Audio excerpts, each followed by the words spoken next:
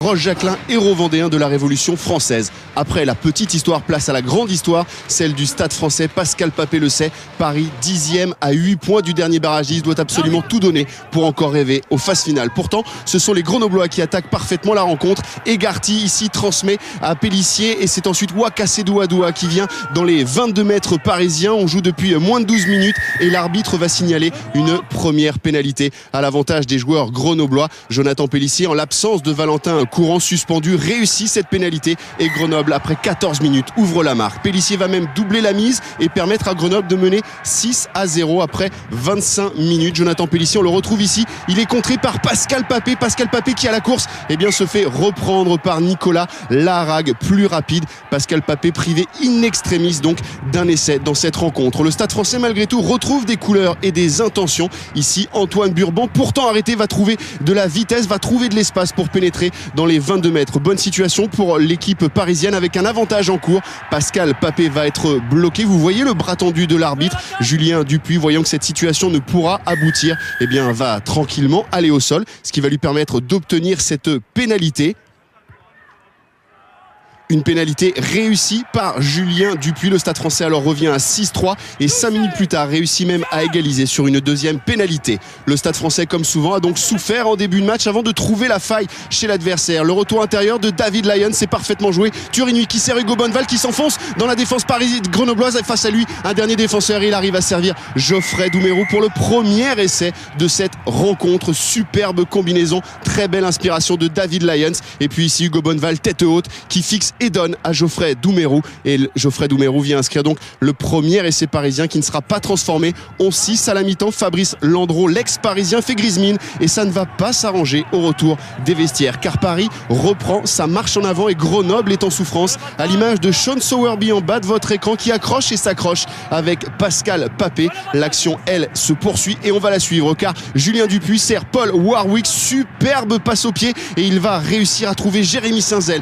Dernier affût sur le défenseur grenoblois et Jérémy Saint-Zel franchit la ligne d'en but. Un essai, le deuxième pour les Parisiens qui sera transformé. Paris mène alors 18-6, mais on revient sur cette échauffourée entre Papé et Sowerby à deux doigts d'en venir aux mains. Finalement, c'est Pascal Papé qui aura le dernier mot. Les deux hommes jusqu'à la fin de la rencontre éviteront de se recroiser. Le jeu alors peut reprendre, les Parisiens toujours à l'initiative. Hugo Bonneval ici est plaqué et l'arbitre va signaler une pénalité contre Rida Jaouer, pénalisé pour indiscipline. Le 3/4 centre de cette équipe grenobloise écope d'un carton jaune et laisse donc son équipe à 14-15.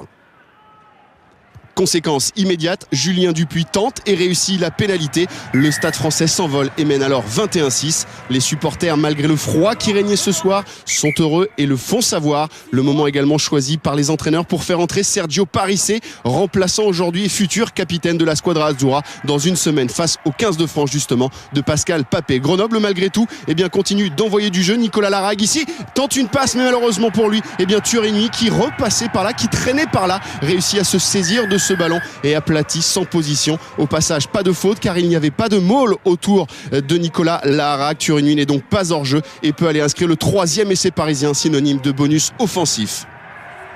Fin de match alors à sens unique et du plaisir jusqu'au bout. Ici Julien Dupuis sert parfaitement Paul Williams qui aplatit au pied des poteaux. Paul Williams titulaire au poste de 3/4, replacé durant la rencontre au poste de 3/4 centre, qui vient donc sceller cette très large victoire et très belle victoire parisienne. Un essai transformé par Julien Dupuis. 35-6 score final. Les supporters courageux malgré les températures négatives. L'objectif pour Montpellier, éviter la décompression après cette belle victoire face à Toulon la semaine dernière. Et ça commence bien. On est dans le camp d'Agen, mêlé pour Montpellier. Derrière, on peut jouer avec Trinduc justement pour Combezou qui est stoppé par un plaquage de Tuitavaké, puis Pelé Sassa. Et puis regardez bien le numéro 14 de Montpellier qui prend le ballon, qui le ramasse et qui s'échappe, qui évite le plaquage de Loré pour aller marquer le premier essai. C'est Timothy Nagoussa, son 5e essai cette saison. C'était le meilleur marqueur d'essai du top 14 l'an dernier. Au ralenti, on voit qu'il n'y a pas d'Agenais debout pour contester le ballon, donc pas de formation de ruck. Et Nagoussa peut s'échapper. Il ne s'en prive pas et s'est transformé 7-0 pour Montpellier.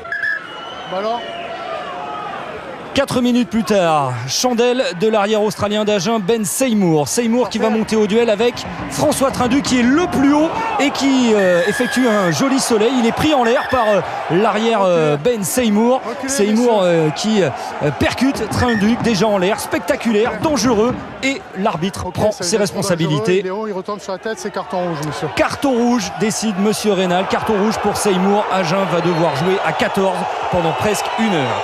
Alors curieusement, Montpellier n'en profite pas. Barnard vient de passer une pénalité, il en tente une deuxième. Vous voyez, il se précipite parce que le ballon est tombé du tee. Il veut jouer rapidement, mais monsieur Rénal lui donne une deuxième chance de taper. Deuxième tentative donc pour Barnard, et avec l'aide du poteau, ça passe. Agen revient à 7-6. Mais regardez bien au ralenti, Barnard avait déjà entamé sa course d'élan. Il n'aurait pas dû avoir une deuxième chance. 7-6 à la pause pour Montpellier, sous les yeux de l'Agenais Marc Giraud, sorti blessé à l'épaule. Ça va mal pour Agen, pas vraiment aidé par le sort, et pris de vitesse dès le début de la deuxième période par l'intenable Timothy Nagusa, qui va peut-être aller marquer tout seul. Il est repris au dernier moment par Vaquin. Le retour intérieur pour Toulouse, plaqué au dernier moment aussi par Pelé Sassa. Arbitrage vidéo où on constate d'abord qu'il y a un très beau plaquage de Pelé Sassa, plaquage décisif parce que Tulou avec son épaule touche la ligne blanche avant d'aplatir. Il n'y a donc pas essai. Toujours 7-6 en faveur de Montpellier. Montpellier qui piétine pourtant en supériorité numérique et qui va commencer à s'énerver, à l'image du numéro 4, Michael Demarco, déjà averti. Il écope d'un carton jaune pour énervement, et les deux équipes se retrouvent à 14 contre 14 pendant 10 minutes. Et c'est là que Montpellier remarque enfin avec une pénalité offerte à Bustos Moyano. 10-6 pour les Montpelliérains. Mais Agen ne lâche rien dans ce match et revient dans le camp de Montpellier courageusement avec ses avants qui ont beaucoup donné, avec une charge de Fono pour fixer un peu la défense, et le départ rapide de Balès dans le fermé pour Petit Fonois, le bulldozer du Tonga qui va essayer d'aller derrière la ligne. L'arbitre de touche lève son drapeau. Monsieur Rénal demande une confirmation avec la vidéo, et là aucun doute, Fonois est en touche. Il n'y a donc pas essai. Avantage toujours Montpellier, 10-6. Fabien Galtier n'est pas vraiment rassuré. Même en supériorité numérique, son équipe commet trop de fautes, et Barnard va ramener Agen à 1 point, 10-9. Il reste alors 10 minutes à jouer. Agen à 14 contre 15 peut croire à l'exploit, mais 2 minutes plus tard, mêlée pour Montpellier dans le camp agenais. La mêlée où chacun a eu sa période dans cette rencontre, mais là Montpellier finit fort, avance sur une dizaine de mètres, et récompensé donc avec une pénalité aux 40 mètres pour Bustos Moyano. L'Argentin s'élance. C'est un peu court, mais ça passe au-dessus de la barre. 13-9 pour Montpellier. On pense que c'est fini, mais pas du tout. Agen repart à l'assaut et va encore obtenir une pénalité contre le talonneur remplaçant Van Vuren, qui écope d'un carton jaune. Et voilà les deux équipes à nouveau à 14 contre 14. Il reste 2 minutes. Suspense insoutenable pour Jean Monribaud, l'habituel capitaine d'Agen, blessé. Balle de match pour ses partenaires. 4 points de retard. Il faut un essai pour Agen pour s'imposer. La charge de Fono qui est pris par plusieurs joueurs, et François Trinduc qui arrache le ballon et qui dégage le plus loin possible. On va en rester là. Score final 13-9 pour Montpellier. Le manager d'Agen, Philippe Sella, est triste. C'est la 9e défaite d'affilée pour son équipe. Fracture du radius, le deuxième ligne qui a dû se faire opérer aujourd'hui. On parle de 3 mois d'absence. L'essai de Bayonne qui a suivi en première mi-temps, l'essai de Lovo Balavou, le premier essai du Fidjien, très bien servi par Scott Spedding. Premier essai cette saison avec Bayonne. Et si ça ne suffisait pas, Castres a également dû voir sortir son arrière international brésilien qui était touché aux adducteurs. Le plus fort dans cette rencontre, avec un ballon ici pour Brugno qui est stoppé, ballon perdu par les Franciliens, récupéré par les Bordelais, avec Kenny Adams qui veut dégager, mais il est contré, le ballon qui file dans l'embut, et les Racingmen qui sont tout près d'inscrire le premier essai de cette rencontre. Seulement voilà, Benjamin Noiro est un poil court pour aller aplatir ce ballon. Au contraire, ce sont les Bordelais qui vont marquer les premiers dans ce match grâce à la botte de Camille Lopez qui passe 2 pénalités pour permettre à son équipe de mener 6-0 après 11 minutes. On retrouve les Racingmen à l'attaque, des Racingmen qui dominent territorialement cette première période, avec Hernandez qui passe les bras pour Imhoff qui est stoppé à 5 mètres de la ligne. Ballon qui sort rapidement pour Machno qui est victime d'un petit croche-patte mais qui conserve ce ballon.